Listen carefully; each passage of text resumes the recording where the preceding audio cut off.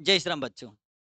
आज हम बताएंगे क्लास 10वीं के हिंदी गोदोली भाग 2 के काव्य खंड से तीसरा चैप्टर जो है कौन अति शुद्ध असने को मार्ग है। इस चैप्टर से टॉप ऑब्जेक्टिव बताएंगे। टोटल ऑब्जेक्टिव एग्जाम के लिए फायदेमंद पूरा साबित होगा। 2026 के एग्जाम में तो पूरे के पूरे काम आएगा और इस चैप्टर से अगर ऑब्जेक्टिव आ जाए तो छूटने वाला भी नहीं है। ठीक, ये चलते शुरू से लेकर अंत तक वीडियो पर बना रहना है। ठीक है, इधर हम लोग का ऑब्जेक्टिव है। हम्म, हम्म, हम्म, हम्म, लो बाबू यह हम लोग का यहाँ से ऑब्जेक्टिव स्टार्ट होता है। यह पहला ऑब्जेक्टिव इधर। सयानप शब्द का अर्थ है चिंतन, आत्मविश्वास, चतुराई, टेढ़ापन। तो इसका जवाब क्या याद रखना बाबू कि इसका जवाब होगा चतुराई। क्या होगा? चतुराई। अगला क्वेश्चन की तरफ चलते हैं, देख लो यहाँ। परसों शब्द का अर्थ है रस बरसाओ, स्पर्श करो, कल के बाद आना, खाना परोसना। तो परसों शब्द का अर्थ है स्पर्श करो। क्या करो? स्पर्श करो। एक ने मार देना है कि खाना परसो, गलत हो जाएगा ना। विराग होने पर कवि घनानंद कहाँ चल गए? यानी कि ये तो दिल्ली के दरबार में कवि थे ना जी। और एगो लड़की सुजाता नाम के लड़की से इनको क्या हो गया था?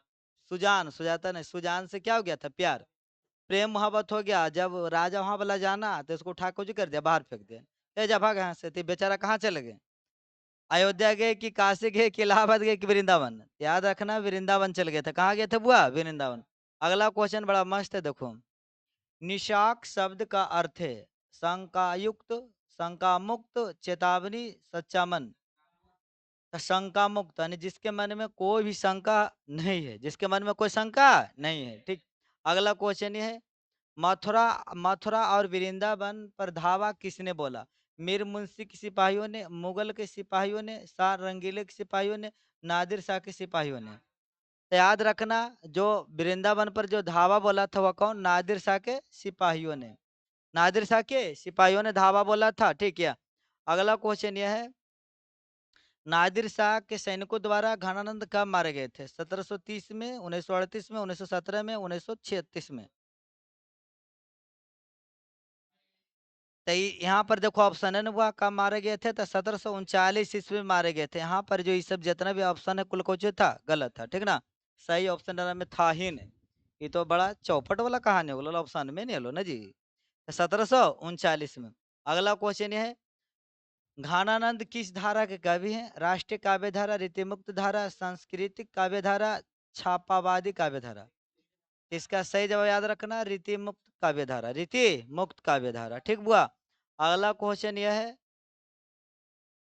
घानानंद किस काल के कवि हैं? भक्ति काल, आदि काल, रीति काल, आधुनिक काल। याद रखना, इसका जवाब क्या हो जाएगा? रीति काल। कौन काल? रीति काल। ठीक, अगला क्वेश्चन है। यह देखो भैया, सुजान सार किसकी कृति है? सुजान सागर, मतीराम, घनानंद, वेद, केशवदास। तो सुजान सागर है किसका कृति? घनानंद का। इनको सुजान नामक नर्तकी से क्या था? प्रेम ने था। तो उसी पर किताब लिखे सुजान सागर ने। किसे प्रेम की पीर का कवि कहा जाता? मीरा, महादेवी वर्मा, घनानंद, सूरदास। याद रखना, घनानंद को प्रेम के पीर कवि कहा जाता था क्योंकि तो महावत कैले थे ना जी। तो प्रेम के पीर कवि वाला है ना यह। लक्षणी की मूर्तिमता और प्रयोग वैचित्र्य के कवि धर कौन है? तुलसीदास, सूरदास, बिहारी, घनानंद। याद रखना कौन है? घनानंद है। ठीक बुआ, अगला क्वेश्चन यह है। रीतिमुक्त काव्य धारा के सिरमौर कवि किसे कहा जाता है? बिहारी को, घनानंद को, पचमाकर को, मतीराम को। याद रखना कि इनको बोला जाता है, घनानंद को बोला जाता है। ठीक बुआ, अगला यह। घनानंद की भाषा क्या है? अवधि, ब्रजभाषा, प्राकृतिक, पाली। याद रखना बाबू, ये ब्रज भाषा बोलते थे। कौन भाषा बोलते थे? ब्रज भाषा। ठीक, अगला क्वेश्चन यह है। ये भी बड़ा मस्त क्वेश्चन है, देख लो यहाँ। कि प्रेमधन किस युग के कवि हैं? आदिकाल, भक्तिकाल, भारतेंदु युग, छायावादी। तो भारतेंदु युग के हैं। कौन युग के हैं? था भारतेंदु युग के। ठीक, अगला क्वेश्चन यह है। कवि प्रेमधन के अनुसार भारत में आज कौन सी वस्तु दिखाई नहीं पड़ती? भारतीयता, कदाचारिता, पत्रकारिता, अंग्रेजी भाषा। तो आज भारतीयता है जो कि कवि को भारत में नहीं दिख रहा। क्या नहीं दिख रहा था? भारतीयता।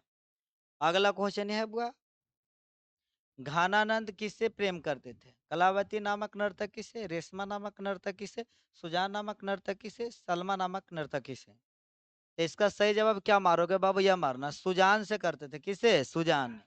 इनकर जान के नाम क्या था? सुजान। सुन रहा है? सुनो, घनानंद के जान के नाम था? सुजान।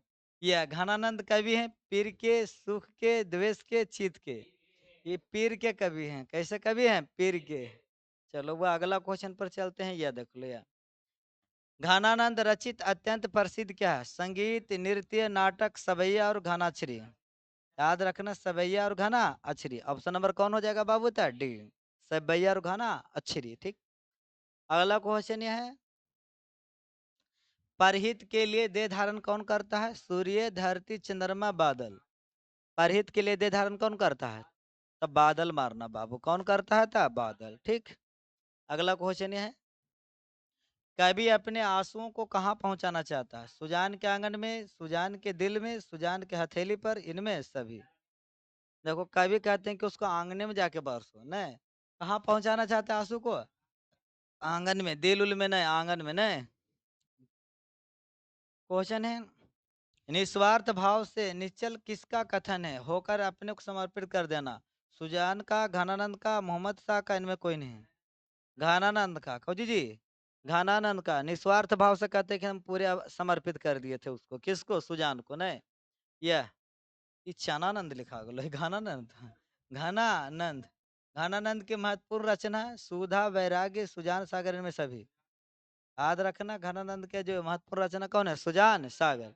ये अपने महबूबे के बारे में पूरा लिखे हैं। नहीं। अगला क्वेश्चन ये है, घनानंद ग्रंथावली का संपादन किसने किया था? रसखान, सुजान, नादिर शाह, विश्वनाथ मिश्र।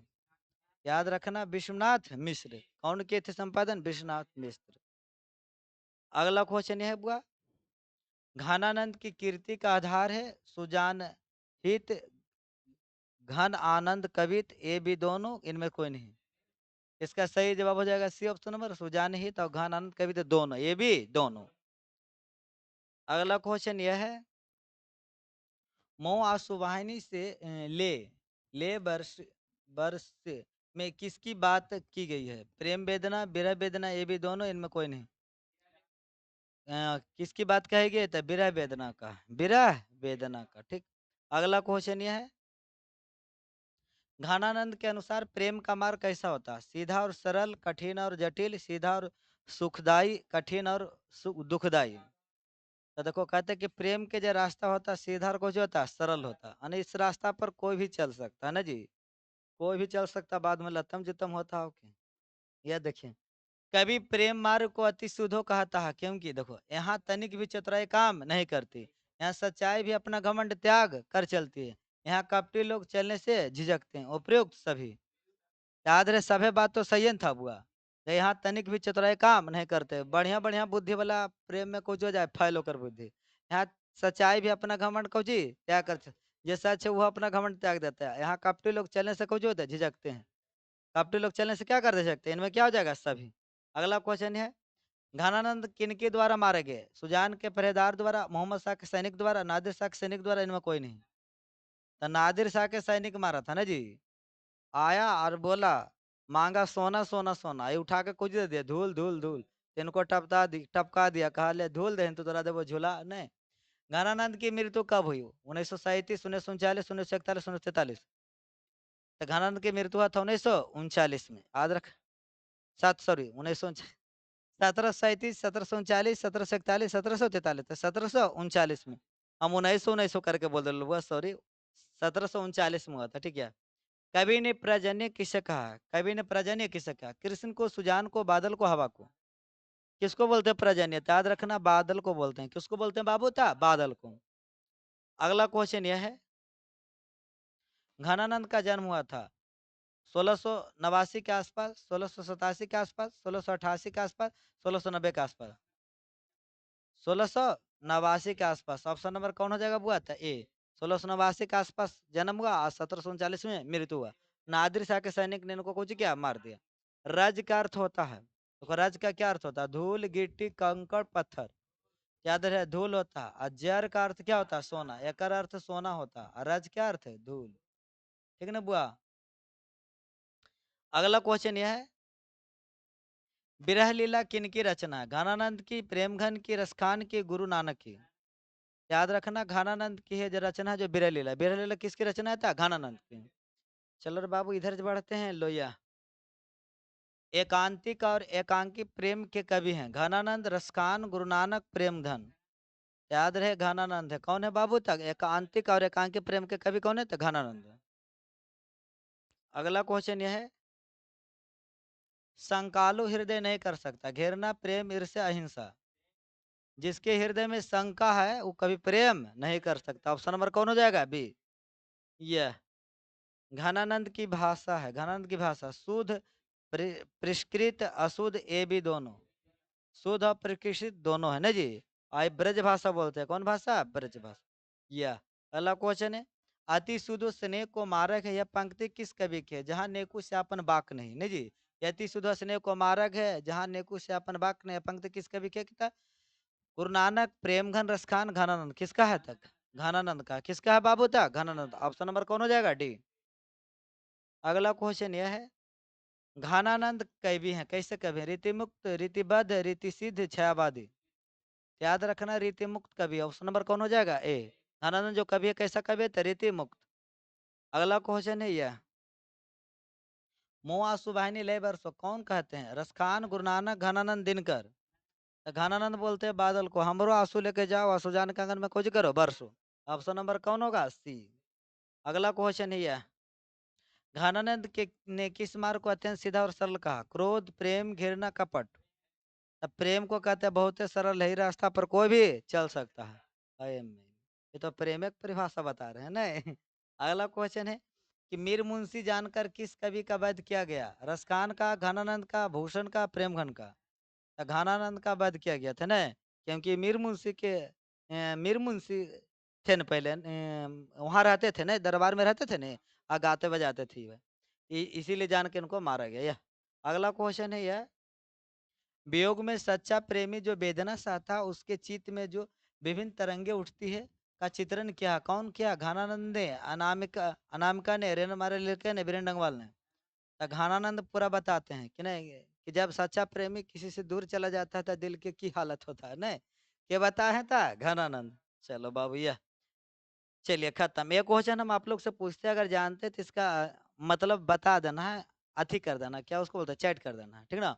यानी घनानंद का जन्म कहाँ हुआ था? ये तो जानवे कर देंगे, आप लोग जानते हो तो कमेंट मार देना कि घनानंद का जन्म कहाँ हुआ था। ठीक, कब हुआ था नहीं पूछ रहे, कहाँ हुआ था। ठीक, फिर मिलेंगे अगले क्लास में। आजकल बस इतना ही। बाय बेटा, जय हिंद, वंदे मातरम।